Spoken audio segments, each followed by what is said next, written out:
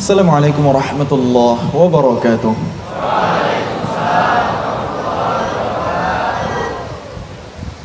Kok kurang paten jawab salamnya ya? Udah pada sarapan belum tadi? Gak dimasakin gitu sama orang tua yang belum? Atau nunggu si dia? Enggak lah, masih jauh ya. Saya ulang salamnya ya. Assalamualaikum warahmatullahi wabarakatuh.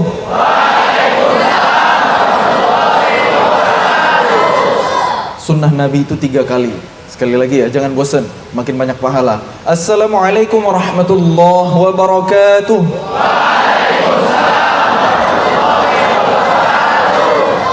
Alhamdulillahi wa kafa, wassalatu wassalamu ala rasulillahil mustafa wa ala alihi wa sahbihi wa malwafa. Allahumma anfa'na bima 'allamtana wa 'allimna ma yanfa'una wa zidna 'ilma. Rabbi shrah li sadri wa yassir li amri wahlul 'uqdatam min lisani yafqahu qawli. Qala Allah Ta'ala fil Qur'anil Karim, a'udzu billahi minasy syaithanir rajim. Laqad kana lakum fi rasulillahi uswatun hasanah liman kana yarjullaha wal yawmal akhir wa dzakarallaha katsira. Mari kita bersyukur kepada Allah dengan banyak-banyak ngucapin Alhamdulillah. Alhamdulillahirabbil alamin. Alhamdulillahilladzi bi ni'matihi tatimmus shalihat. Karena hanya dengan nikmat Allah kita bisa menyempurnakan semua amal kebaikan kita. Teman-teman berangkat dari rumah ke sekolah, niat menuntut ilmu. Kata Nabi, siapa yang menempuh jalan untuk ilmu, Allah mudahin jalan baginya menuju surga. Makanya niat menuntut ilmunya harus benar. Sekolah bukan sekedar disuruh sama orang tua, bukan sekedar formalitas naik kelas, ujian, lulus. Tapi harus diniatin lillahi ta'ala, biar berkah ilmu kita. Jangan sampai setelah teman-teman ujian udah ngafalin, habis itu lupa lagi, nguap lagi, berarti kan nggak berkah ilmunya. Makanya niatin lillahi ta'ala biar ilmunya bermanfaat, bukan sekedar jadi wawasan tanpa amalan, apalagi kalau cuma numpang lewat ya. Mari kita banyak-banyak bersyukur sama Allah, pagi Jumat yang penuh berkah. Kita berkumpul di sini di majelis ilmu, ya mudah-mudahan dengan begitu Allah mudahkan jalan kita menuju surganya. Amin. Mari kita juga memperbanyak salawat kepada teladan kita, idola kita, insan mulia, manusia pilihan, baginda Nabi Muhammad sallallahu alaihi wasallam. Allahumma shalli wa sallim ala sayyidina wa nabiyyina Muhammadin wa ala alihi wa sahbihi ajma'in. Mudah-mudahan dengan kita bersolawat, dengan kita mempelajari kehidupannya dan mengamalkan sunnahnya, yang kita harapin itu Allah milih kita di antara umat Nabi nanti yang dapetin syafaat di akhirat. Amin ya rabbal alamin. Yang saya hormati dan saya muliakan pimpinan yayasan, kepala sekolah, dewan guru, beserta seluruh staf dari SMA Plus Azkia Medan, dan adik-adik semuanya yang disayang oleh Allah Subhanahu wa ta'ala.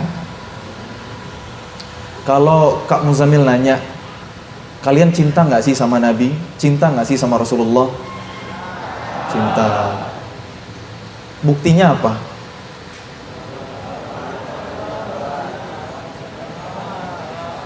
Kalau saya bilang Nabi Muhammad sallallahu alaihi wasallam, salawat enggak? Itu salah satu bukti cinta. Iya. Tapi kan cinta itu enggak cukup hanya di kata-kata, bener enggak? Ini yang ladies di belakang, yang cewek-cewek nih. Kalau ada yang ngomong di depan gitu ya, tiba-tiba masuk chat, tiba-tiba ada kertas gitu ya, ditulis pakai pulpen atau dikirim message DM atau apapun itu ya. Tiba-tiba ujungnya I love you, aku cinta kamu. Itu kira-kira jujur nggak? Enggak. Kenapa? Karena cinta sejati itu bukan hanya di kata-kata, bukan hanya ngomong I love you, tapi qabiltu nikahaha, saya terima nikahnya, itu baru nyata gitu. Jadi kalau ada yang gombal nih di depan ya, bohong, itu udah pasti hoax cintanya. Sepakat ya? Ya belum saatnya juga, nih masih dikasih jajan sama orang tua udah berani bilang I love you. Kalau berani temuin walinya, saya mau ngelamar putri bapak. Nah, itu baru gentle kan. Jadi cinta itu nggak cukup hanya dengan kata-kata benar, harus ada tindakan nyata. Makanya kalau kita mengaku cinta sama baginda Nabi Shallallahu Alaihi Wasallam dalam momentum maulid, kita ingin merefleksikan cinta kita kepada baginda Nabi Shallallahu Alaihi Wasallam. Itu nggak cukup hanya dengan bilang saya cinta Nabi, atau kita ngelantunin ya Nabi salam alaika. Nggak cukup banget itu. Kalau cuma kita bersenandung doang ya, iramanya bagus, penghayatannya luar biasa, tapi apakah itu sudah mewakili ekspresi cinta? Mungkin salah satunya, tapi belum sempurna. Cinta itu bukan hanya dari kata-kata, bukan hanya dari lisan, tapi harus dengan tindakan. Dan bukti kita mencintai Nabi SAW apa? Kata Allah di Quran surah Ali Imran, A'udzu billahi minasy syaithanir rajim. Qul in kuntum tuhibbunallaha fattabi'uni yuhibbukumullahu wa yaghfir lakum dzunubakum wallahu ghafurur rahim. Katakanlah wahai Muhammad, jika kalian mencintai Allah, maka ikuti aku. Niscaya Allah akan ampuni dosa kalian dan memberikan cintanya kepada kalian. Niscaya Allah akan mencintai kalian dan mengampuni dosa-dosa kalian. Wallahu ghafurur rahim, dan Allah itu Maha Pengampun lagi Maha Penyayang. Jadi sebenarnya ada cinta yang di atas cinta kepada Rasulullah, yaitu cinta kepada Allah. Karena Rasulullah itu utusannya Allah, ambasadornya Allah. Nggak mungkin dong kita ngaku cinta sama Rasulullah sebelum kita mencintai Allah. Benar nggak? Karena urutannya kan begitu. Sampai-sampai ada nasyid memang. Habibi ya Rasulullah, Habibi anta ba'dallah. Ada tuh nasyid. Jadi Rasulullah itu setelah Allah. Kita cinta Allah, cinta Rasulullah, begitu. Nah, bukti kita cinta sama Rasulullah itu, bukti kita cinta sama Allah itu sepaket dengan mencintai Nabi. Dan itu ditunjukkan dengan kita mengikuti sunnahnya. Kan kata Allah, katakan Muhammad, kalau memang kalian mencintai Allah, kita ini, para sahabat Nabi dan generasi setelahnya, termasuk kita hari ini, kalau kita cinta sama Allah, fattabi'uni, ikuti aku. Kita diminta untuk niru Rasulullah sallallahu alaihi wasallam, ittiba'us sunnah. Niru akhlaknya, niru kehidupannya, niru kepribadiannya, niru gaya tidurnya, niru cara makannya, niru cara berjalannya, niru kesenangannya, kegemarannya. Itu bukti cinta kita sama Rasulullah sallallahu alaihi wasallam. Sekarang pertanyaannya, sedekat apa sih kita dengan sunnah? Sedekat apa coba? Emang bedanya kita sama Nabi Shallallahu Alaihi Wasallam itu dikit ya? Dikit banget, bener nggak? Nabi sedikit makannya, kalau kita dikit-dikit makan.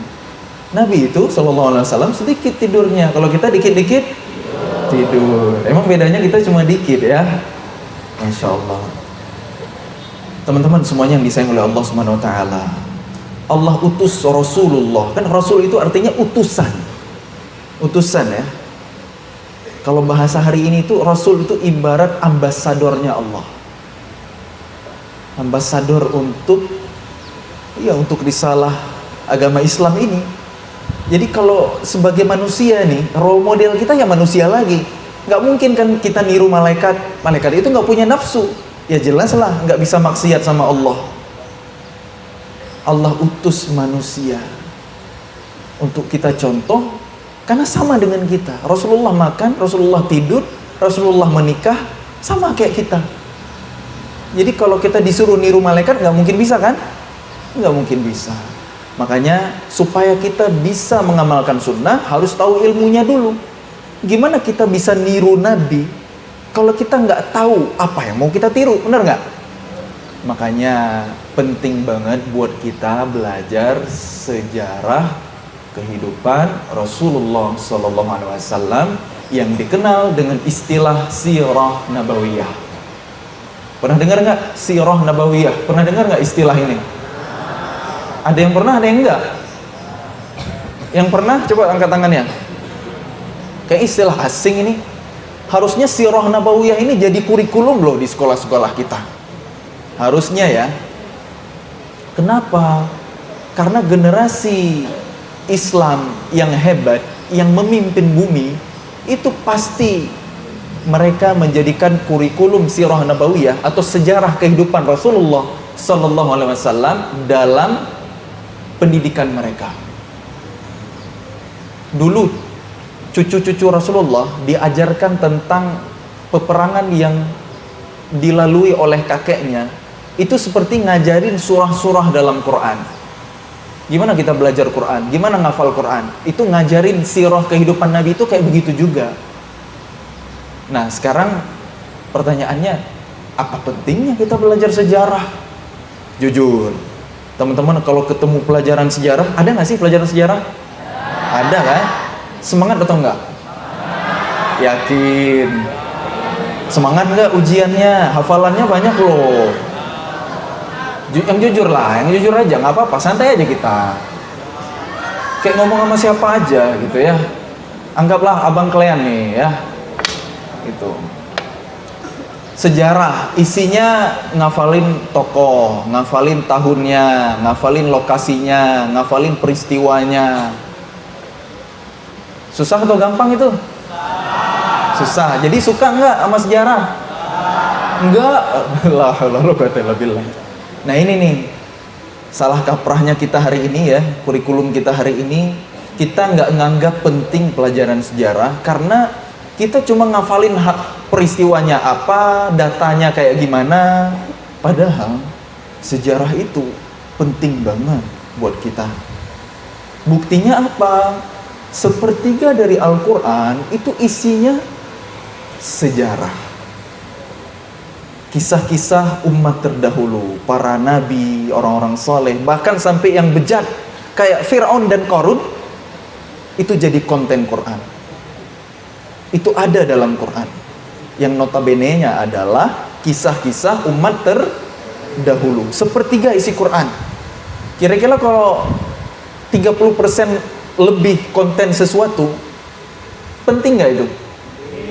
Sesuatu yang nggak penting, yang penting nggak itu? Penting kan? Berarti gitu juga dengan sejarah. Dan terlebih dengan, untuk kita ini, terlebih dengan kisah kehidupan Nabi SAW itu penting banget buat kita.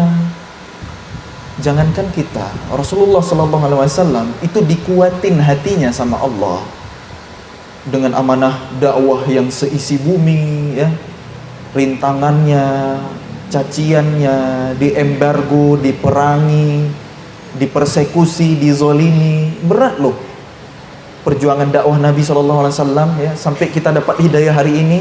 Itu berat banget loh. Dan Allah kuatin Nabi itu dengan sejarah, dengan kisah nabi-nabi terdahulu. Ketika Rasulullah sulit nih dalam berdakwah, ini para sahabat kok misalnya susah diatur, Rasulullah masih bilang, dulu Allah menguji Musa dengan Bani Israel dan Nabi Musa bersabar. Ujianku hari ini belum seberat Musa, maka aku pun seharusnya lebih bersabar. Kebayang nggak? Bani Israel itu kerjaannya kayak gimana? Coba umatnya Nabi Musa, buka surah Al-Baqarah. Itu kerjaannya protes aja. Turun wahyu, dapat perintah protes aja. Suruh nyembelih sapi betina. Malaunuha, warnanya apa? Ciri-cirinya gimana? Banyak banget nanya. Akhirnya mereka jadi sulit sendiri gitu. Ngeyel gitu. Itu Israeliat banget. Jadi kalau kita kerjaannya ngebantah, protes gitu ya, nah itu Yahudi banget tuh kayak begitu tuh.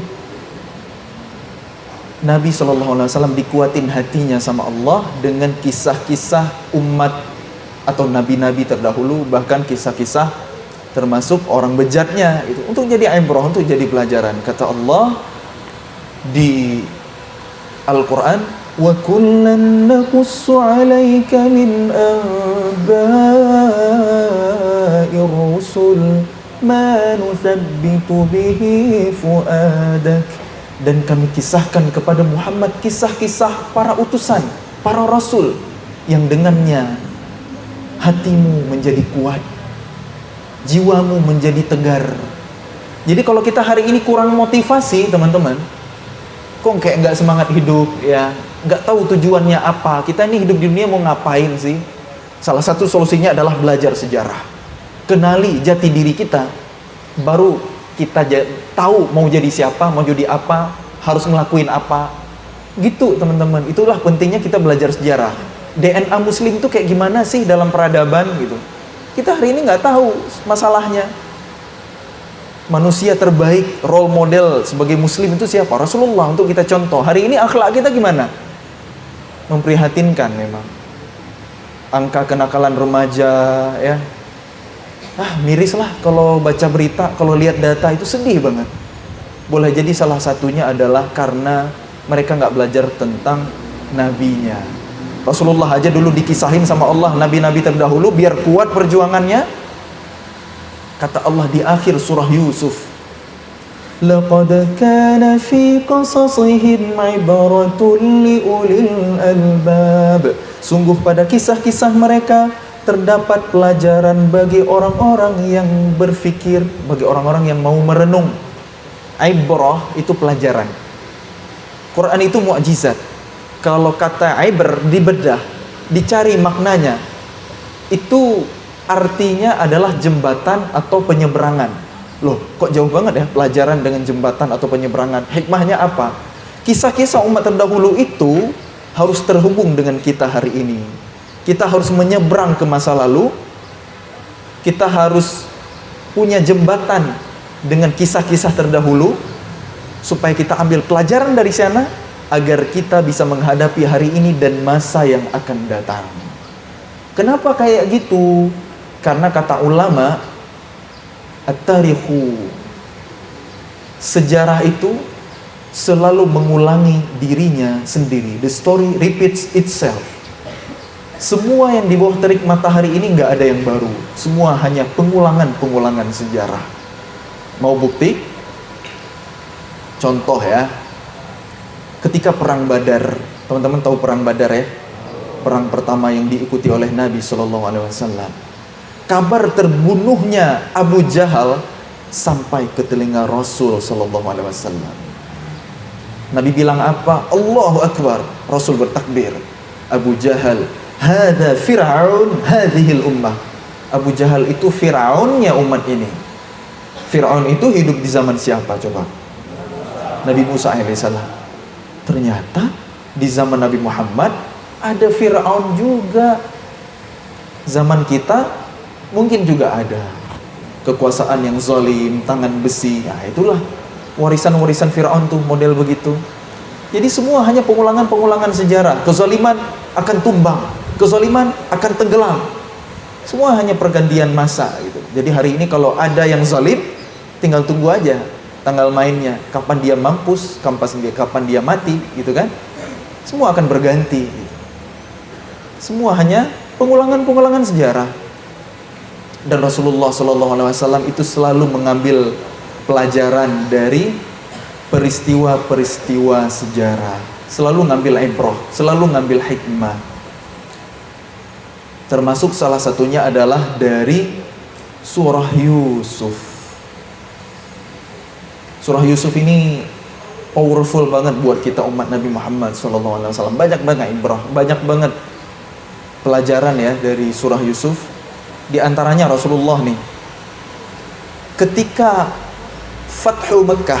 Fathu Mekah itu pembebasan kota Mekah. Kaum muslimin meraih kemenangan. Padahal Mekah itu kan kampung halaman Nabi, benar nggak? Ya, tapi dikuasai sama musyrikin Quraisy, orang-orang yang memerangi dakwah Nabi. Akhirnya Nabi diperintahin sama Allah hijrah ke Madinah. Nah, ketika dapat momentum bisa balik ke Mekah, dan kembali bisa menguasai Mekah, penjahat-penjahat perangnya udah kalah nih. Bos gengnya, mereka karena saking zolimnya, karena saking bejatnya, halal darah mereka, boleh dibunuh walaupun mereka gelantungan di Ka'bah gitu. Halal darahnya. Ketika mereka udah menyerah, la tathribakumul yaum, kalian mau saya apain nih, kata Nabi gitu ya. Terus orang-orang yang kalah ini bilang, Ibnu akhin karim, Muhammad, kamu ini kan anak saudara kami yang baik. Ini bahasa orang kalah itu, malah muji lawannya gitu kan. Tapi akhirnya Rasulullah berkata, la tathribakumul yaum, kalian hari ini bebas, pergi kalian. Yaghfirullahu lakum, semoga Allah ampuni kalian. Aku ingin berkata seperti Yusuf berkata kepada saudara-saudaranya. Lihat, Rasulullah mengambil pelajaran dari siapa? Dari kisah Nabi Yusuf alaihissalam. Teman-teman tahu kisah Yusuf? Tahu nggak? Makanya harus baca dulu. Masa film fiksi Hollywood, teman-teman khatam tuh. Marvel, Avenger gitu ya, berseri-seris, diikutin terus. Ini kisah Yusuf loh, ahsanal qasas. Kita belum baca, kita belum tadabbur. Kan di awal surah Yusuf itu kan, Nabi Yusuf itu kan mimpi, lihat 11 bintang, bulan dan matahari, sujud kepadanya. Tafsirnya apa? Kata ayahnya Nabi Yakub, nanti Nabi Yusuf ini akan jadi orang besar nih, akan jadi orang hebat. Jangan ceritain sama saudaramu, nanti mereka berniat jahat sama kamu. Tapi memang karena saudara-saudaranya udah terlanjur julid, ayah kita ini zolim nih. Masa adik kita Yusuf lebih disukai daripada kita ini? Kan kita ini yang lebih hebat, kita kan yang lebih kuat gitu. Akhirnya Nabi Yusuf diapain? Diajak jalan-jalan, dibuang ke sumur, bajunya diambil, dilumurin darah palsu, ngaku sama ayah mereka, Yusuf udah dimakan serigala. Benar nggak? Nabi Yusuf dapat ujian kan? Dapat ujian, dibuang ke sumur. Sedih nggak? Sedih, karena setelah itu ujiannya makin banyak tuh, makin banyak. Tapi kalau nggak ada ujian demi ujian hidup, nggak ada kebesaran Nabi Yusuf di kemudian hari. Kalau Nabi Yusuf nggak dibuang ke sumur, nggak akan jadi pemimpin di negeri Mesir.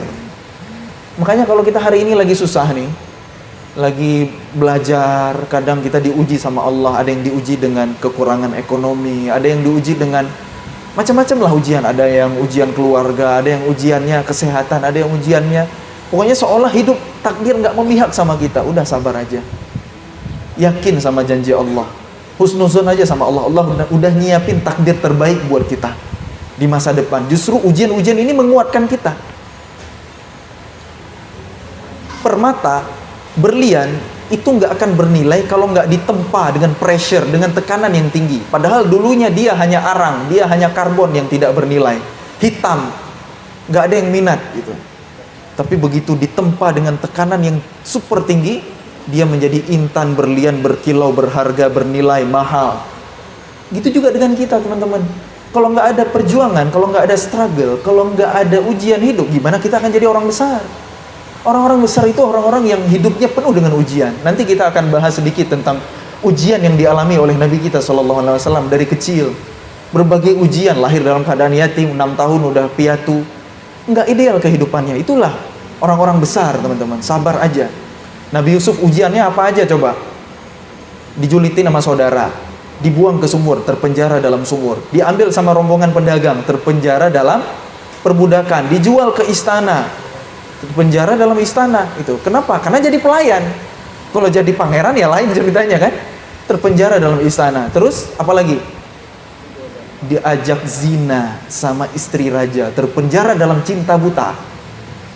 Ya, karena nggak mau menuhin ajakannya, ya ada perempuan-perempuan lain juga di Mesir yang diundang ke istana buat klarifikasi si istri raja. Kok demennya sama pelayan istana sih, nggak level kali? Karena zina bagi masyarakat jahiliyah biasa.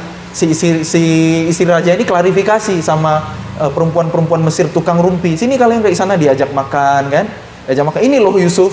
Begitu ngelihat mereka malah motong-motong tangan, nggak berasa gitu ya. Baru lihat sekali, ketampanan Nabi Yusuf itu bisa jadi obat bius buat mereka gitu ya. Saking gantengnya. Jadi yang cowok-cowok ini kalau nggak ada ketampanan dari tetes ketampanan Nabi Yusuf, nggak usah kepedean, nggak usah jadi player, nggak usah jadi buaya. Buaya jangan dibawa-bawa ya. Buaya itu hewan paling setia loh. Jangan salah. Di Betawi pas mau nikah itu roti buaya simbolnya. seserahan. Kenapa? Karena buaya itu hewan yang paling setia. Seumur hidup dia kawin cuma sekali. Buaya setia kalau masih di air, kalau udah di darat kan lain ceritanya, ya. Ya.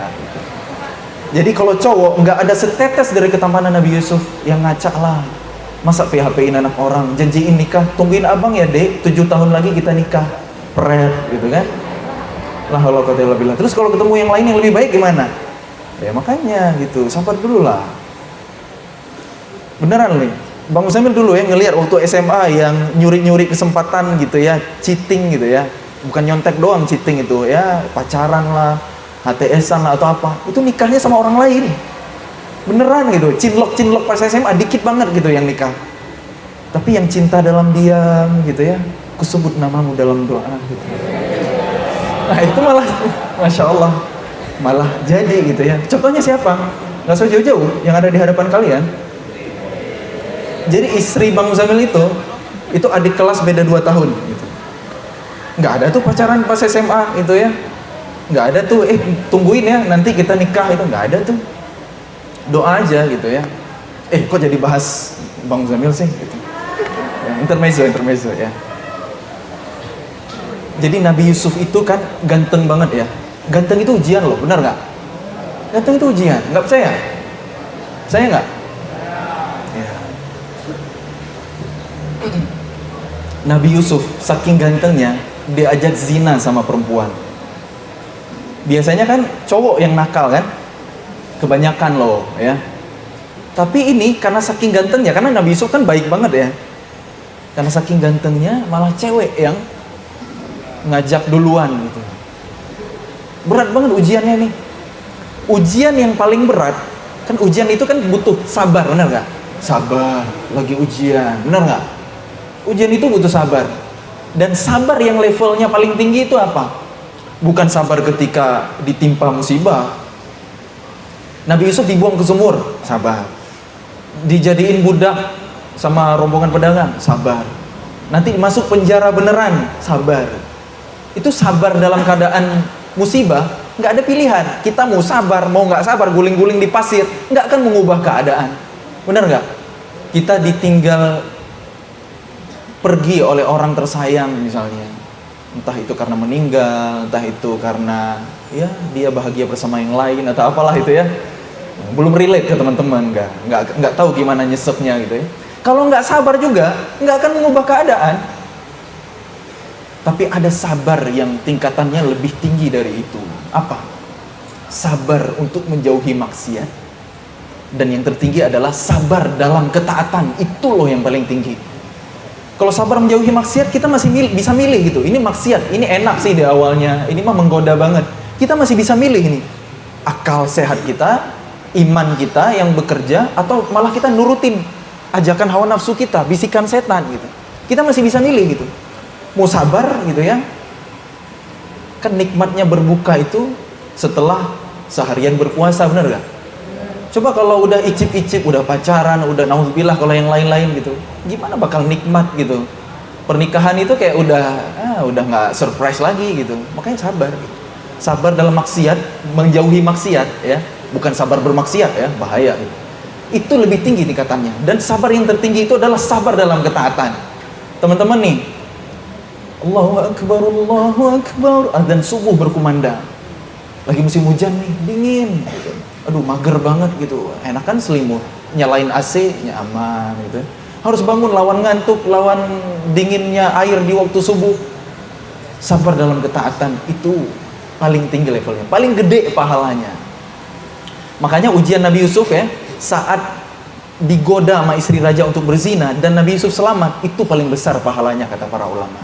Bayangin, Nabi Yusuf diajak zina sama istri raja yang cantik jelita. Karena Nabi Yusuf itu punya ketampanan yang luar biasa.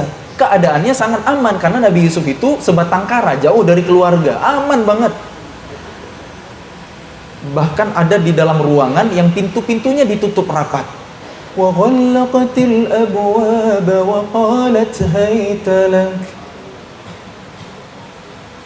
Tapi Nabi Yusuf dalam keadaan begitu mampu berkata, qala ma'adzallah,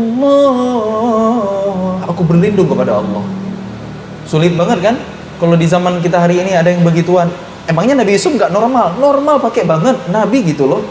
Ambasadornya Allah, pasti manusia sempurna para nabi itu, gantengnya luar biasa. Semua nabi nggak ada yang nggak ganteng, semuanya good looking nabi itu. Perusahaan kalau milih brand ambasador pasti nyari yang good looking atau punya privilege, punya prestasi, punya value, punya personal branding, bener nggak? Para nabi juga begitu. Jadi Nabi Yusuf itu normal, pakai banget. Manusia, anak muda itu kan syahwatnya gimana? Membara. Teman-teman lagi puber nih, lagi ngerasain, makanya banyak-banyak puasa atau banyak-banyak olahraga yang sunnah ya, berkuda, memanah, berenang. Jadi kalau syahwatnya lagi tinggi, banyak-banyak dibawa renang aja ya, biar syahwatnya hilang. Tapi berenangnya jangan, kalau di laut jangan terlalu ke tengah, nanti orangnya ikutan hilang sekalian gitu ya. Gitu loh teman-teman, itu ujian Nabi Yusuf. Walaqad hammat bihi wa hamma biha laula ar-ra'a burhanu rabbih. Perempuan itu tertarik ke Yusuf, Yusuf tertarik ke perempuan itu sekiranya tidak melihat tanda dari Robnya. Makanya kalau nggak seganteng Nabi Yusuf, udahlah ngaca ya. Innallaha la yanzuru ila suwarikum. Allah itu nggak lihat fisik kita, nggak lihat face kita, penampilan kita, tampang kita, rupa kita. Yang Allah lihat itu walaki yanzuru ila qulubikum wa a'malikum. Ya Allah lihat itu hati dan amalan kita.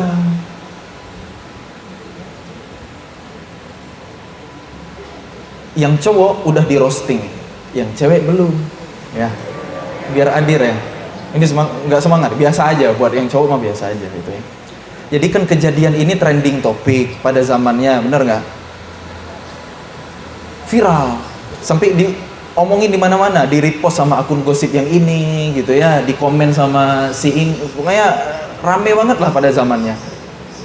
وَقَالَ نِسْوَةٌ فِي الْمَدِينَةِ امْرَأَةُ الْعَزِيزِ تُرَاوِدُ فَتَاهَا عَنْ نَفْسِهِ. Ketika perempuan-perempuan yang ada di negeri Mesir gosipin istri rajanya yang menggoda pemudanya, menggoda pelayan istana. Jadi usia Nabi Yusuf saat itu adalah usia muda. Usia muda itu usia yang sangat istimewa teman-teman ya. Hati-hati dengan masa muda, karena Allah akan tanya kita habiskan untuk apa usia muda ini. Itu jadi pertanyaan khusus nanti di akhirat, hati-hati banget. Si istri raja kan klarifikasi, saya udah kasih tahu tadi kan, diundang ke istana, jamuan makan, dikasih liatin gimana fisik rupanya Nabi Yusuf. Begitu mereka lihat, nggak percaya ini manusia. Ini sih bukan manusia, hadza malakun karim, ini malaikat yang mulia kata mereka. Dan nggak sadar mereka lagi motong makanan, malah motong tangan dan nggak berasa. Jadi ketampanan Nabi Yusuf itu bisa sampai jadi obat bius. Ada nggak cowok ganteng hari ini mau dioperasi nggak usah disuntik, lihat dia aja, ada nggak? Nggak ada kan? Opa-opa Korea itu nggak masuk loh. Ya, siapa yang paling ganteng katanya? Enwo, siapa? Entah siapa itu ya. Gantengnya opa-opa Korea itu boleh jadi plastik loh. Cowok masa dikasih lipstick, ya kan? Jadi jangan tergila-gila lah sama opa gitu ya. Ada Nabi Yusuf yang gantengnya jelas-jelas nyata, jelas-jelas mukjizat gitu. Biar nggak salah-salah mengidolakan. Jadi segitu dahsyatnya loh sejarah untuk kehidupan kita. Jadi ibrah, jadi pelajaran untuk kehidupan kita. Sampai Nabi SAW itu dihibur sama Allah dengan kisah Yusuf ini. Jadi kalau kita ngerasa ujian hidup berat banget ya, coba baca Quran. Obat hati ada 5 perkaranya. Yang pertama baca Quran dan maknanya. Itu sampai jadi senandung. Itu kan syairnya Wali Songo dulu ya. Udah kita amalin belum sih baca Quran dan maknanya? Kita nggak pede-pede amat lah. Kita hari ini ngerti bahasa Arab, ngaji langsung auto paham artinya, enggak kan ya? Makanya minimal kalau ngaji itu baca artinya lah. Coba baca surah Yusuf, coba tadabburi itu kisah Nabi Yusuf itu. Nanti kita akan tahu hikmahnya, pelajarannya. Ada yang teman-teman sekolah di sini merantau jauh dari orang tua, ada nggak? Ada. Ini boarding school bukan sih? Bukan ya? Pulang pergi ya? Oh, ada yang asrama juga? Oh, Masya Allah. Nah, jadi kalau teman-teman di sekolahin pondok sama orang tua, itu orang tua bukan buang anak gitu ya, bukan orang tua nggak sayang. Lihat kayak Nabi Yusuf, terpisah sama ayahnya Nabi Yakub jauh lama banget tuh. Kata ulama ada yang berpendapat 40 tahun, ada yang berpendapat 80 tahun. Bukan waktu yang sebentar. Tapi kalau nggak merantau, kalau nggak misah dulu sama orang tua, gimana mungkin Nabi Yusuf jadi orang besar, bener nggak? Ujiannya banyak banget. Sampai akhirnya karena nggak mau nurutin ajakan perempuan-perempuan Mesir untuk memenuhi hawa nafsu mereka, Nabi Yusuf lebih milih penjara. Penjara lebih aku sukai daripada menerima rayuan mereka. Padahal Nabi Yusuf bisa aja berdoa, ya Allah selamatkan hamba baik dari penjara maupun dari rayuan tipu daya mereka. Tapi Allah menggerakkan lisan Nabi Yusuf untuk memilih penjara gitu. Karena di penjaralah ada kebesaran Nabi Yusuf. Nanti ketemu sama dua orang, ada pemeras anggur, ada pembuat roti. Dua-duanya ditangkap gara-gara salah satu dari mereka itu ada yang berusaha meracun raja. Tapi nggak jelas siapa pelakunya, ya udah ditangkap aja dua-duanya. Kemudian mereka berdua mimpi. Jadi Nabi Yusuf itu punya skill bisa menafsirkan mimpi, teman-teman. Bisa menafsirkan mimpi. Kan dulu di awal surah juga kan mimpi kan Nabi Yusufnya. Jadi tafsir mimpi itu ada ilmunya, nggak boleh sembarangan. Kalau di Indonesia hati-hati nih, kalau ada yang ngaku ahli tafsir mimpi, kita nggak bisa bedain ini ahli beneran atau dukun gitu. Harus hati-hati kalau di Indonesia. Nah, Nabi Yusuf punya kemampuan mentafsirkan mimpi sehingga terungkap siapa pelaku di antara mereka. Dan raja juga bermimpi. Nah, raja juga bermimpi. Tafsirnya diketahui oleh Nabi Yusuf akan terjadi krisis 7 tahun. Negeri Mesir akan dilanda gagal panen, hama, kekeringan, pokoknya krisis pangan 7 tahun. Panceklik. Resesi kalau bahasa kita hari ini ya, krismon. Krismon mungkin teman-teman baru lahir kali ya, atau belum malah. Belum ya, teman-teman zilenial ya, 2000-an ya. Oh iya, belum lahir. 7 tahun akan terjadi krisis. 7 tahun sebelumnya harus nabung pangan. Itu makna dari mimpi raja yang diketahui oleh Nabi Yusuf. Akhirnya dengan keputusan raja, berkat bimbingan Nabi Yusuf itu, selamatlah seluruh rakyat Mesir di kala itu. Coba bayangin kalau Nabi Yusuf nggak dibuang ke sumur. Mungkin Nabi Yusuf, ayahnya Nabi Yakub alaihi wassalam, dan saudara-saudaranya ikutan wafat dalam krisis pangan. Kan bisa busung lapar tuh, namanya juga di gurun pasir kan. Kalau ketika nggak ada makanan kayak gimana tuh? Bisa meninggal massal itu. Tapi ternyata Allah selamatkan bukan hanya keluarga Nabi Yusuf, bahkan seluruh rakyat Mesir lewat seorang Yusuf alaihissalam. Jadi husnuzon aja sama Allah. Ini kisah terbaik ini kata Allah. Akhirnya apa? Nabi Yusuf diangkat menjadi orang besar, diangkat, diberi jabatan yang istimewa. Kalau nggak salah itu urusan keuangan lah. Entah menteri ekonomi, entah bendahara, apalah gitu ya. Pokoknya yang berkaitan dengan mengurus keuangan. Itu jabatannya Nabi Yusuf. Tinggi banget, terhormat banget, mulia banget. Akhirnya bisa reuni sama keluarganya. Kumpul lagi sama ayahnya Nabi Yakub karena saking sedih kehilangan putranya sampai memutih matanya, sampai buta. Begitu dapat kabar Nabi Yusuf, baru cium aroma Nabi Yusuf, bisa lihat lagi. Masya Allah ya. Kemudian pas ketemu dengan saudaranya udah nggak ngenalin Yusuf. Tapi begitu udah sadar ini Yusuf, apa kata Nabi Yusuf? Semoga Allah mengampuni kalian. Yaghfirullahu lakum.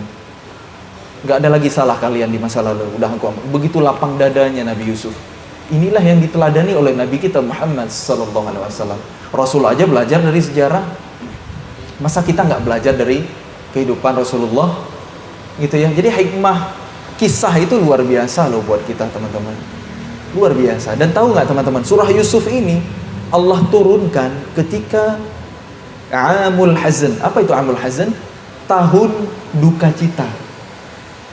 Tahun duka cita itu ketika Rasulullah SAW umur 50 tahun ditinggal wafat istri tercintanya Sayyidah Khadijah radhiyallahu anha. Di tahun yang sama meninggal juga Abu Thalib, paman Nabi yang selama ini membela dakwah Nabi. Sedih banget, Rasul itu kehilangan banget, sedih banget. Allah hibur dengan apa? Dengan dua. Yang pertama peristiwa Isra dan Mi'raj. Allah perjalankan Rasulnya di malam hari dari Mekah ke Masjidil Aqsa, dari Masjidil Haram ke Masjidil Aqsa, kemudian dari Masjidil Aqsa ke Sidratul Muntaha. Itu hiburan Nabi ya.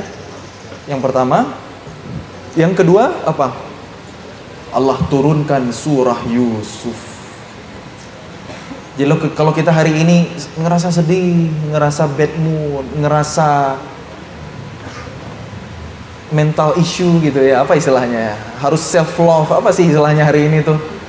Healing gitu ya. Anak zilenial hari ini capek sekolah dikit, capek kerja dikit, healing lah bestie gitu. Apa namanya? Kayak lemah banget mental kita hari ini ya. La haula wala quwata illa billah. Salah satunya kenapa?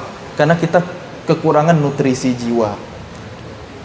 Capek fisik bisa ditidurin, bisa diistirahatin, tapi kalau capeknya hati, capeknya batin, obatnya itu dari langit. Karena ruh kita asalnya dari langit, fisik kita asalnya dari bumi. Itu maka harus pakai cara langit, zikrullah, baca Quran dan maknanya, hadir di majelis ilmu, ketemu dengan sahabat soleh, ya. Itu tuh hiburan tuh orang-orang yang beriman. Makanya Rasulullah itu Allah hibur dengan surah Yusuf, dengan Quran. Cukuplah Quran sebagai hiburan bagi orang beriman.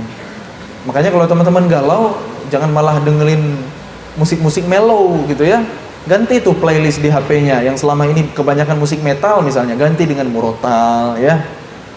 Muzamil Hasballah boleh gitu. Atau siapa aja qori favorit teman-teman ya. Mau yang lokal ada Salim Bahanan, ada Ibrahim Elha, mau yang Syekh Timur Tengah internasional, siapa aja boleh. Syekh Ahmad An-Nufais, ada siapa lagi? Itu salah satu syekh muda juga ya, favorit Bang Muzamil juga. Gitu teman-teman. Quran jadi hiburan, dan sepertiga Quran adalah kisah. Kalau hidup kita nggak tahu arah, kalau mental kita lemah, gampang menyerah, harus banyak-banyak belajar sejarah. Dan sejarah yang utama harus kita pelajari adalah sejarah kehidupan Nabi Muhammad SAW. Kenapa? Karena seluruh lembaran episode kehidupan Nabi SAW itu semuanya pelajaran, semuanya hikmah buat kita. Gak cukup waktunya buat Bang Muzamil kisahin semua sesempatnya ya. Bang Muzamil cuma punya waktu 15 menit lagi ya, karena apa boleh buat ya, ada agenda berikutnya, cuma punya waktu kurang lebih 15 menit lagi. Kak Muzamil berusaha sampaikan beberapa hikmah ya dalam sirah nabawiyah. Teman-teman semuanya yang dimuliakan Allah Subhanahu wa taala, berapa usia Nabi kita? 63 tahun. 63 tahun ya. Maka kita pun sebagai umatnya nggak akan jauh-jauh dari itu. Bukan saya yang bilang, Nabi sendiri yang bilang, a'maru ummati ma baina sittin wa sab'in. Umur umatku hanya kisaran 60 sampai 70 tahun. Teman-teman belasan ya. Berarti kurang lebih 4 kali lagi dari umur sekarang. Kak Muzamil sekarang udah hampir 30, masih 29, masih kepala 2. Berarti hampir setengah perjalanan. Itu pun kalau nyampe. Karena maut itu kan nomor cabut, bukan nomor urut. Yang usianya panjang ada, tapi yang Allah panggil duluan juga ada. Sahabat Nabi Abu Bakar As-Siddiq usia wafatnya 63 tahun, sama kayak Nabi. Umar bin Khattab 63 tahun, sama juga kayak Nabi. Utsman bin Affan berapa tahun?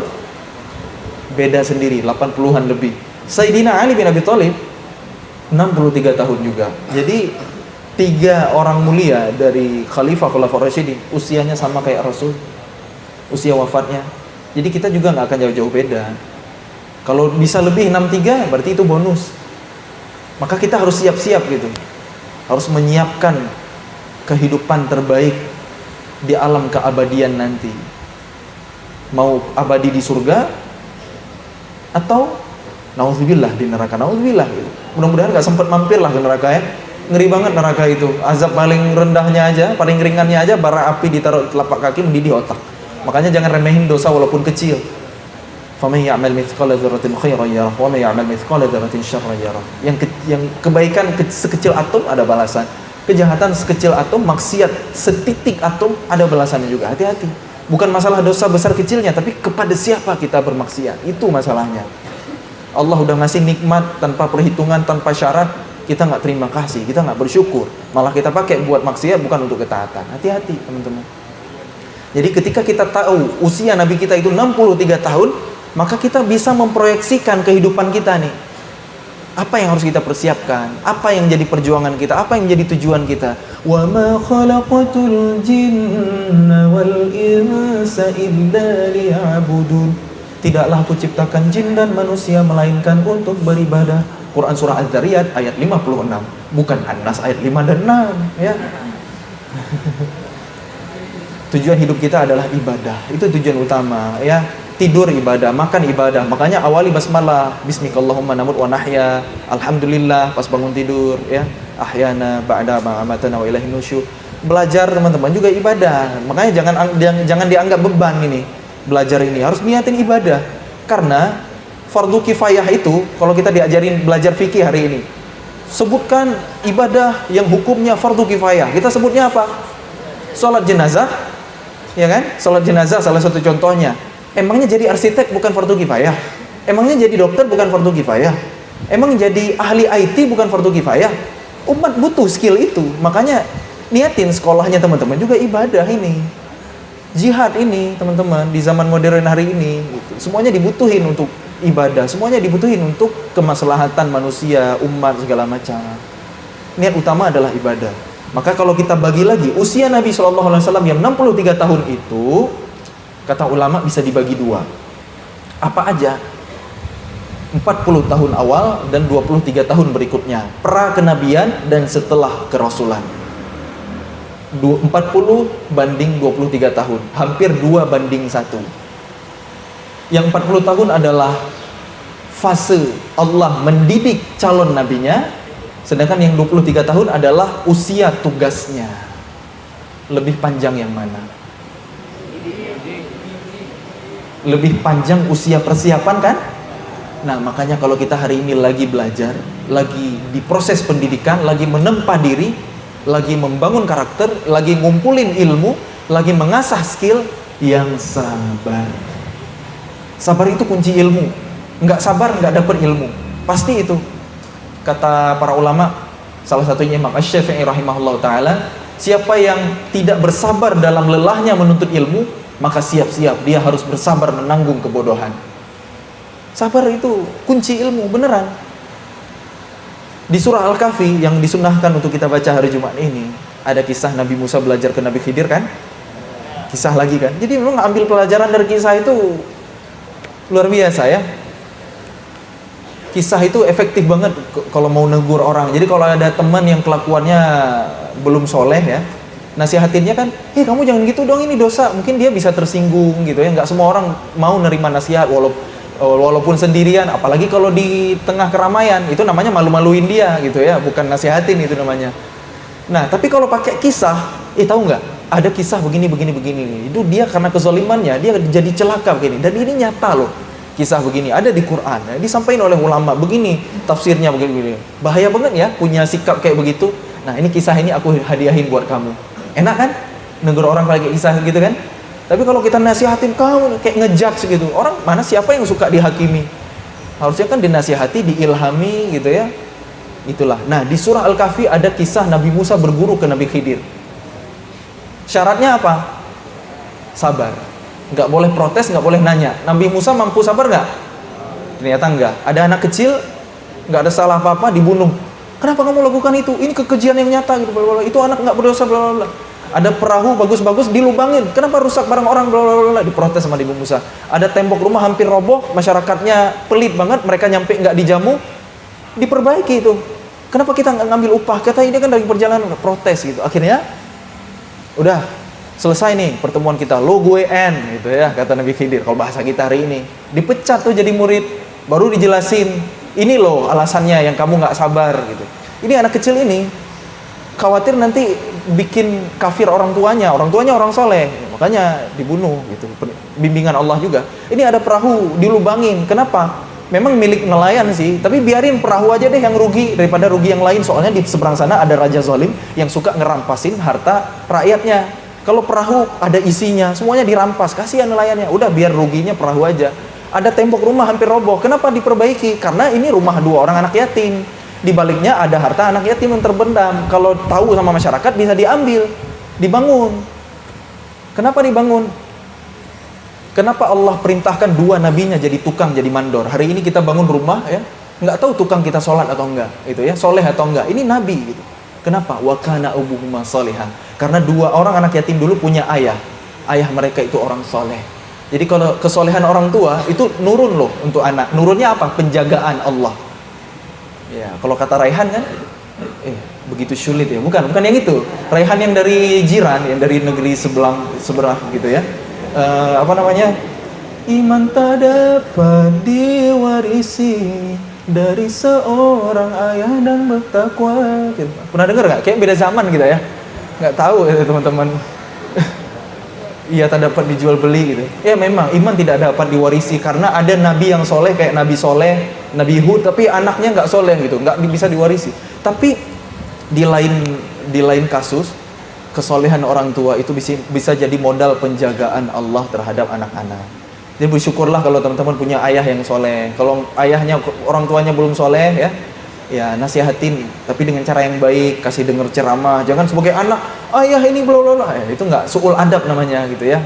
Itulah hikmah dari sejarah teman-teman, hikmah dari kisah, begitu banyak pelajaran yang bisa kita ambil. Nah, Rasulullah itu dikuatkan hatinya dengan sejarah. Makanya kita perlu belajar dari kehidupan Nabi.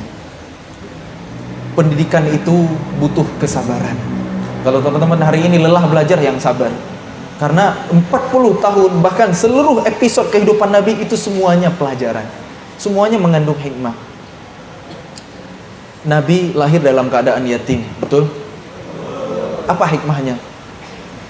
Nabi sangat menyayangi anak yatim. Kenapa? Karena Nabi sendiri anak yatim. Alam yajidka yatiman fa'awa. Bukankah kami mendapatimu sebagai seorang yang yatim, kemudian kami melindungimu. Jadi Allah itu nggak pernah ninggalin Nabi Muhammad. Ma wadda'aka rabbuka wa ma qala. Allah itu nggak pernah ninggalin kita, walaupun sesulit apapun kehidupan kita. Gitu. Nabi lahir dalam keadaan yatim, nggak ideal, sehingga Nabi sangat menyayangi anak yatim. Ana wa kafilul yatim fil jannah hakadha. Aku dan yang menanggung anak yatim kelak di surga sedekat ini. Sambil Nabi mengisyaratkan jari tengah dan jari telunjuk. Itu hikmahnya, salah satunya. Kemudian usia seminggu Nabi itu bayi baru merah kan, dibawa ke perkampungan Bani Sa'adah untuk disusui sama ibu susunya. Siapa? Halimatus Sa'diyah. Jadi ASI itu penting banget loh buat anak ya. Teman-teman kan bukan orang tua ya. Maksudnya hari ini kita kan disuguhi oleh program industri yang menggembar-gembor bahwa susu sapi itu sehat gitu. Ayo minum susu sapi, penuh nutrisi. Itu kan susu buat sapi gitu. Sapi punya 4 usus, kerjaannya makan rumput gitu. Gemuk-gemuk gitu, mager, nggak ada aktivitas yang lain gitu. Kita minumin, apa kita nggak jadi kayak sapi gitu ya? Nah, kita butuhnya ASI manusia, atau paling nggak ya gantinya kambing lah ya, yang disukai Nabi. Nah teman-teman, apa hikmahnya Rasulullah disusui oleh Halimatus Sa'diyah? Tahu nggak? Nabi itu kan calon pemimpin bumi, benar nggak? Calon pemimpin bumi. Inilah cara Allah menyiapkan pemimpin terbaik. Kok bisa? Gitu. Disusui Halimatus Sa'diyah kok bisa jadi pemimpin yang baik? Oh iya, karena perkampungan Bani Sa'adah itu jauh dari Mekah, sekitar 170 kilo. Mekah di zaman itu jahiliyah, moral masyarakatnya bejat, rusaknya parah, sehingga Nabi yang tumbuh kembang di perkampungan Bani Sa'adah nggak ngelihat kerusakan itu. Begitulah cara Allah menjaga nabinya. Karena kan anak kecil itu sangat terpengaruh oleh apa yang dilihat, apa yang didengar, benar nggak? Anak kecil itu bisa gagal menerima nasihat, tapi nggak pernah gagal meniru apa yang dilihat. Itu makanya Rasul kita akhlaknya begitu mulia, itu dikarantina sama Allah. Itu hikmahnya gitu. Kemudian perkampungan Bani Sa'adah itu udaranya sejuk, bersih. Kita tinggal di kota, polusinya innalillahi wa inna ilaihi rajiun ya. Asap limbah industri, kendaraan dan lain sebagainya. Nggak sehat banget buat paru-paru kita. Apalagi saya nih yang di Pulau Jawa, di Bandung, Jakarta kayaknya lebih parah. Ya beti lah, beda-beda tipis lah sama Medan gitu ya. Dulu Rasulullah dikarantina sama Allah. Ibaratnya kalau teman-teman hari ini, kalau tumbuh besarnya di beras tagi mungkin lebih sehat. Tapi nggak tahu juga sih, hari ini banyak pupuk kimia, pestisida, itu nggak sehat juga gitu. Parah emang kerusakan zaman hari ini. Makanya jangan bangga dengan teknologi maju hari ini. Sebenarnya kerusakan yang terjadi itu jauh lebih parah, yang nggak kita tahu, yang nggak kita sadari. Nah, balik lagi ke kisah Nabi Sallallahu Alaihi Wasallam. Ternyata Nabi itu fisiknya sehat banget kan, sampai akhir hayatnya nyaris nggak pernah sakit. Seumur hidup cuma sakit 2 kali, itu pun karena pernah diracun sama Yahudi. Nyaris nggak pernah sakit, sehat banget. Umur 55 tahun baru mulai angkat perang, angkat senjata, berperang. Hari ini 55 tahun usia pensiun. Jadi itu ada fase awal tuh. Apa? Pendidikan dari Allah dikarantina di perkampungan Bani Sa'adah. Kemudian yang lainnya, hikmah yang lainnya adalah orang-orang Bani Sa'adah itu punya kemampuan berbahasa yang baik. Bahasa Arabnya lebih terjaga, fusha. Kalau di kota itu cenderung bahasa pasaran, bahasa amiyah. Kondisi di Arab zaman itu begitu. Makanya Nabi punya kemampuan, ini uti itu jawami'ul kalim. Jawami' kalim itu ngomongnya ringkas, tapi maknanya luas dan dalam. Itu jawami'ul kalim. Makanya saya mohon maaf nih, karena udah ngomong kepanjangan, ya panjang kali lebar kali tinggi, jadi volume gitu ya. Ya karena saya nggak punya kemampuan jawami'ul kalim kayak Nabi SAW. Nabi dapatkan itu dari pendidikan usia emasnya, pendidikan balitanya saat disusui Halimatus Sa'diyah di perkampungan Bani Sa'adah. Puncaknya sebelum diserahin, dibalikin ke ibundanya Aminah, Nabi dibelah dadanya sama Allah, sama malaikat Jibril alaihissalam. Syakkus sadr, untuk dibersihkan kotorannya, syahwat, bisikan setannya, semua dibersihin tuh sama Allah. Bekas jahitannya itu masih ada. Padahal dunia kedokteran di dunia malaikat itu kan canggih ya. Tapi ada bekasnya, itu disaksikan oleh Anas bin Malik, khadimnya Rasulullah, supaya jadi bukti gitu. Supaya jadi bukti Rasulullah itu pernah dibelah dadanya semasa kecil. Karena tahu ada kejadian aneh, Halimatus Sa'diyah akhirnya takut dan dibalikin lagi Rasulullah ke ibundanya Aminah. Baru 1 tahun sama ibunya, ibundanya juga wafat. Sedih nggak? Umur 6 tahun udah piatu, diasuh sama kakeknya Abdul Muthalib. Cuma 2 tahun, usia 8 tahun wafat lagi kakeknya Abdul Muthalib. Diasuh lagi sama pamannya Abu Talib. Nanti di tahun yang sama wafat istrinya yang paling dicintai, Sayyidah Khadijah. Wafat juga Abu Talibnya yang membackup dakwah Nabi dalam keadaan nggak sempat bersyahadat, nggak sempat masuk Islam. Sedih banget Nabi. Kenapa orang-orang tersayang Nabi semua Allah ambil satu persatu? Pernah berpikir nggak sih kita? Sedih banget loh, ditinggal orang yang dicintai itu sedih loh. Kak Musaimil pernah ngerasain ya, kehilangan anak ya. Jadi adiknya Hora dulu usia 1 hari, qadarullah meninggal. Tapi insya Allah punya tabungan ya, nungguin di surga insya Allah. Itu sedih banget betul. Rasanya kehilangan anak itu sedih. Dan tahu nggak, Rasulullah SAW kehilangan putra putrinya itu banyak sekali. Berapa total anak Nabi? Ada yang tahu? 7. 3 laki, ya 6 dari Khadijah, ada 1 dari istrinya yang lain, yaitu Maria Al-Qibtiyah yang dari Mesir, yang dinikahi Nabi setelah hijrah ke Madinah.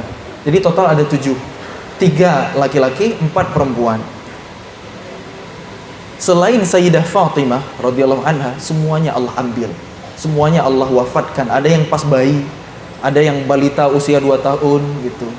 Padahal Nabi sangat mengharapkan anak laki-laki kan. Orang Arab kan sangat berbangga dengan punya anak laki-laki, karena penerus nasab, penerus pelanjut perjuangan lah gitu ya. Anak laki-laki Nabi itu ada yang namanya Qasim. Makanya Rasul itu nama lainnya, kunyahnya adalah Abul Qasim. Kemudian ada yang namanya Ibrahim. Sedih banget. Kenapa orang tersayang Nabi Allah ambil semuanya? Allah ambil satu persatu. Sedih banget. Tahu jawabannya? Qul huwallahu ahad, Allahus samad. Katakanlah, dialah Allah yang Maha Esa, Allah tempat bergantung. Itulah pendidikan dari Allah kepada calon nabinya. Pendidikan iman, pendidikan akidah, pendidikan tauhid. Allah hanya ingin calon nabinya bergantung kepadanya, bukan kepada makhluknya. Ini pelajaran mahal disampaikan sama ulama. Jadi memang setiap episode kehidupan yang dilalui Nabi itu hikmah, itu pelajaran, itu pendidikan, itu persiapan dari Allah untuk manusia, untuk jadi manusia terbaik. Nabi lahir dari nasab yang paling mulia, Quraisy. Quraisy itu pilihan dari bangsa Arab. Kemudian Bani Hashim, pilihan lagi. Nasab yang paling mulia. Memang nggak sembarangan Nabi kita itu. Semua kehidupannya, semuanya pelajaran, semuanya hikmah. Tadi hikmah dari ditinggalnya orang tersayang, udah bangun sambil sampein. Kemudian ada hikmah yang lain. Di masa kecil kan Nabi untuk tambahan jajan pernah menggembala domba kan? Ngambil upah gitu kan? Disitulah Nabi belajar leadership. Belajar kepemimpinan. Karena ngatur domba itu nggak gampang. Jadi harusnya kan hari ini kita harus beternak domba ya. Biar belajar kesabaran, harus sabar dong menghadapi rakyat gitu ya. Ini ngadapin domba-domba tersesat aja nggak sabar gitu ya. Gimana ngadepin masyarakat, gimana jadi pemimpin kan gitu. Kemudian Rasulullah di usia 12 tahun pernah ikut pamannya berdagang ke negeri Syam. Disitulah Nabi belajar entrepreneurship sampai dapat gelar Al-Amin, orang yang paling jujur, orang yang paling bisa dipercaya. Privilege bukan? Privilege banget. Inilah manusia terbaik yang dia siapin sama Allah. Tapi udah sebegitunya privilege yang dimiliki Rasulullah SAW. Ketika dapat amanah jadi Rasul, masih banyak yang nolak, masih banyak yang nentang. Apalagi kalau nggak punya privilege apa-apa kan. Tapi kadang-kadang yang nggak mau nerima dakwah itu bukan karena nggak percaya, tapi karena ada alasannya adalah persaingan suku gitu. Jadi orang Arab itu kan mereka bersaing. Misalnya Abu Jahal kenapa sih musuh banget sama Nabi? Karena Abu Jahal itu sukunya apa ya? Entah Bani Adi, saya lupa nama sukunya. Itu bersaing sama Bani Hashim. Begitu Muhammad ngaku jadi Nabi, wah kalah nih suku kita nih. Kalah telak ini gitu. Wah nggak terima, nah, gitulah. Karena kesombongan juga gitu. Memang kalau sombong itu sulit nerima hidayah. Itulah teman-teman sedikit ya hikmah dari setetesnya, dari sedikit intisari sirah nabawiyah yang tentu pelajarannya masih luas, masih banyak banget. Cuma kita hari ini belum tuntas belajarnya. Kalau masih diizinkan Kak Musamil sedikit nyampein, setelah Nabi dikasih tugas sama Allah. Tugasnya seisi bumi loh, tapi waktu kerjanya, masa tugasnya hanya 23 tahun. Hanya dalam kurun 23 tahun Islam tersebar hampir ke seluruh bumi. Lebih dari sepertiga bumi manusianya beriman kepada Allah, syariatnya tegak. Padahal Nabi berjuang, berdakwah, bekerja gak lebih dari 23 tahun. Memang dilanjutkan oleh Khulafaur Rasyidin, tapi waktunya masih sangat singkat untuk membangun sebuah peradaban yang luar biasa. Di saat itu, Jazirah Arab adalah negeri yang tidak diperhitungkan. Gurun pasir, tandus, gersang, nggak subur, nggak ada hasil alam. Arab itu nggak menarik zaman dulu. Beda dengan hari ini kan, ada minyak yang bisa dieksploitasi. Kalau zaman dulu, udah ke gurun aja gitu ya. Sangat ini orang pedalaman, ini orang gurun, ini orang terbelakang lah. Terus yang maju di zaman itu siapa? Di barat ada Romawi, di timur ada Persia. Hari ini mirip nggak? Di barat ada Amerika, di timur ada Cina, Rusia. Mirip ya? Selalu pertarungan dunia itu antara blok barat versus blok timur. Selalu pengulangan sejarah. Sedangkan Islam dulu belum ada kekuatannya. Hari ini sama kan? Islam nyaris seperti nggak ada kekuatan karena umat berpecah, belum bersatu. Beda mazhab nggak bisa bareng, nggak bisa berjamaah bareng, gitu ya. Kemudian pecah jadi negara-negara sendiri dengan nasionalismenya masing-masing, dengan demokrasinya. Tidak satu komando hari ini. Itulah fase zaman gitu, yang harus kita lalui. Hari ini umat Islam kekuatannya lemah kan? Apa bedanya dengan di zaman Nabi dulu? Bahkan nggak ada sama sekali kekuatannya.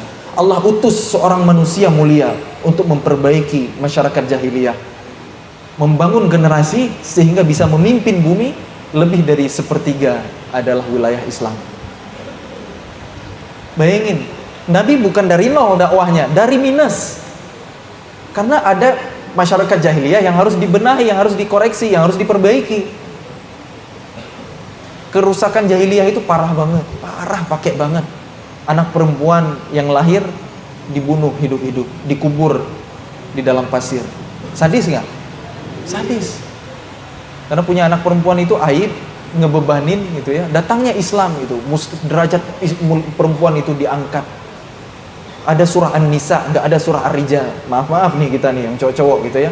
Begitu mulia perempuan dalam Islam. Jadi syariat, hijab, aturan itu untuk memuliakan perempuan gitu. Kapan-kapan lah kita bahas ya, hikmahnya apa. Ini bukan bahasan kita yang utama soalnya. Tapi yakini aja lah, di balik syariat pasti ada kejayaan, pasti ada kemuliaan. Nah, dulu ketika Jazirah Arab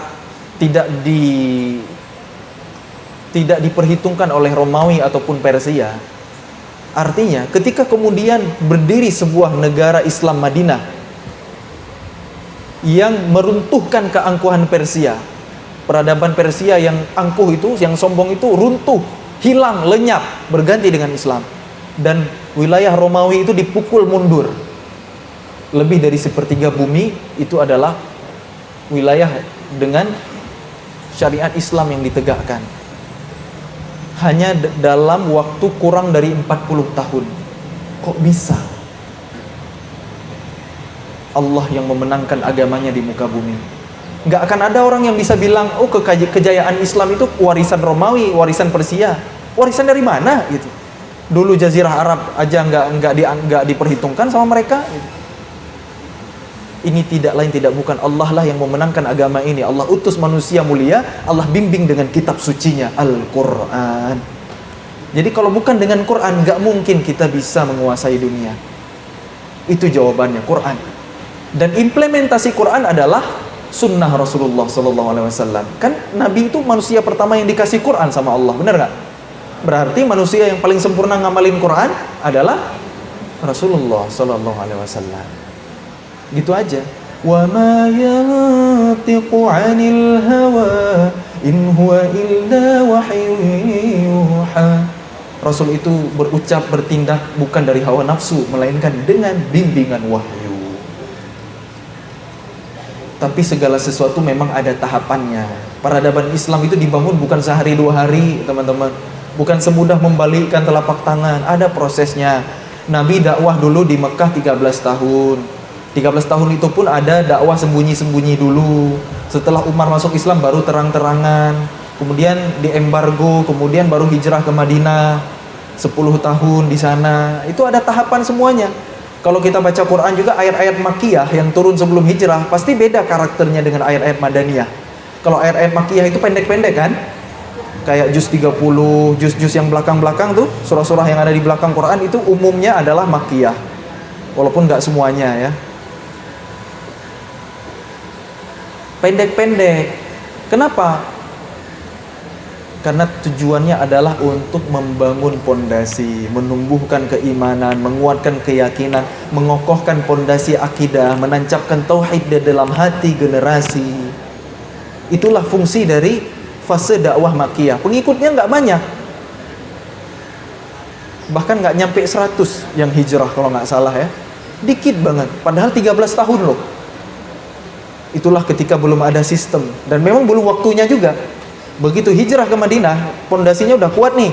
Mereka kelak akan jadi pemimpin, akan jadi ring satu Nabi. Hijrah ke Madinah baru bicara pembenahan ekonomi, baru bicara gerakan politik. Itu di Madinah, bukan di Mekah. Kalau ngomong-ngomong ekonomi misalnya, kenapa nggak bangun pasar? Kita perkuat ekonomi sejak di Mekah. Nggak bisa, akan gampang dihancurin karena orang Quraisy lebih punya power. Akan dengan mudah itu ditebas, habis, selesai dakwahnya. Itulah butuhnya tahapan. Padahal yang jago bisnis itu orang Quraisy. Li'ilafi Quraisy, karena kebiasaan orang Quraisy, ilafihim rihlatash shita'i was-shayf, yaitu mereka bepergian di musim dingin dan musim panas. Orang Quraisy itu dipuji sama Allah karena kehebatan mereka dalam bisnis. Yang jago bisnis orang Quraisy, harusnya bangun kekuatan ekonomi di Mekah dong. Tapi ternyata enggak, bangunnya malah di Madinah. Kenapa? Itulah tahapan. Pentingnya iman dan ilmu dulu itu. Adab iman sebelum Quran, adab sebelum ilmu. Baru kemudian ilmu sebelum amal. Gitu, ilmu dulu. Pas di Mekah, head to head sama pasar Yahudi, tutup pasar Yahudi. Hadza suqukum, ini pasar kalian kata Nabi. Pindah ke pasar sendiri, nutup tuh pasar Yahudi. Baru kuat ekonominya. Kemudian baru dibangun kekuatan politiknya. Semuanya ada tahapan, ada urutan teman-teman. Maka kita hari ini mari berjuang. Dengan apa? Lewat pendidikan. Lewat pendidikan inilah perjuangan kita hari ini. Karena memang harus ada yang berjuang di ekonomi, harus ada yang berjuang di politik. Betul, tapi tidak akan pernah ideal teman-teman. Kalau kita berjuang di ekonomi hari ini akan diawasi.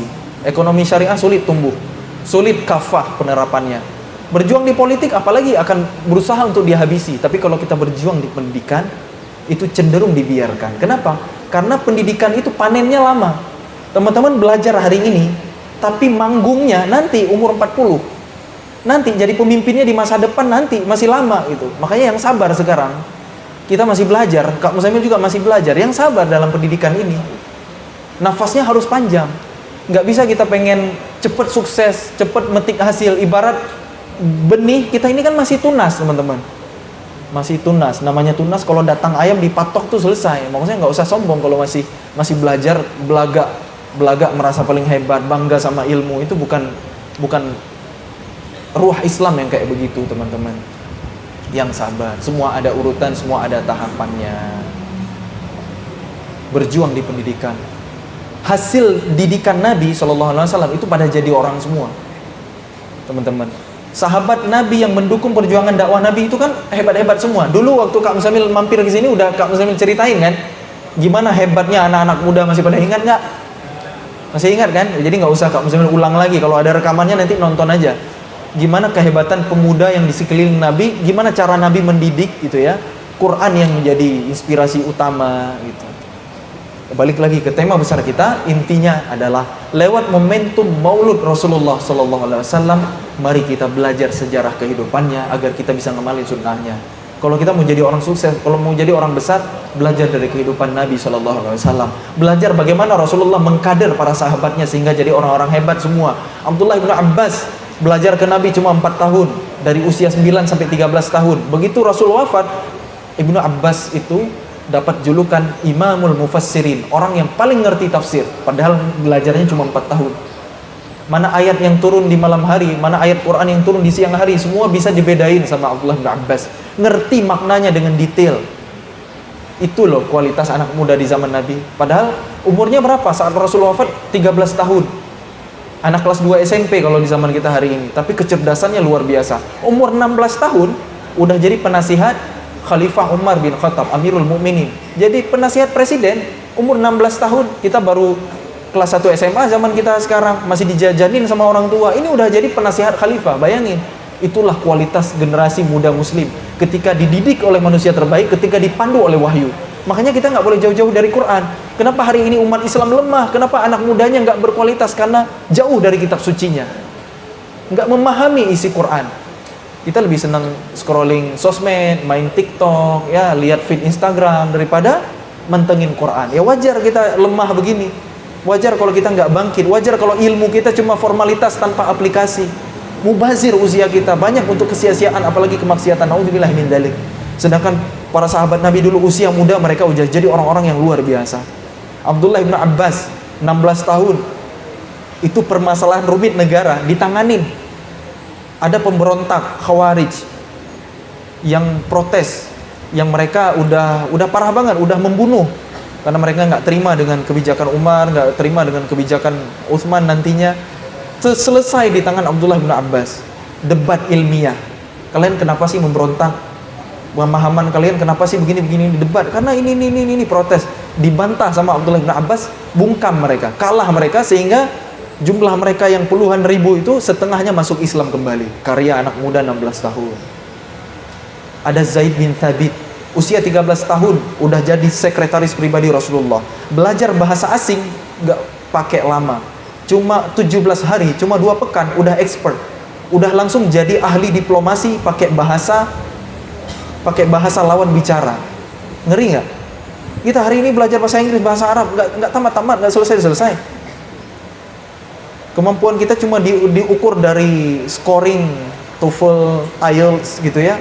Coba pakai untuk negosiasi gitu antar negara, udah bisa nggak gitu? Itu loh Zaid bin Thabit belajar bahasa Ibrani-nya orang Yahudi, bahasa Kipti-nya orang Mesir. Cuma 2 minggu, cuma 2 pekan dan langsung jago, langsung expert, langsung dapat tugas jadi diplomat.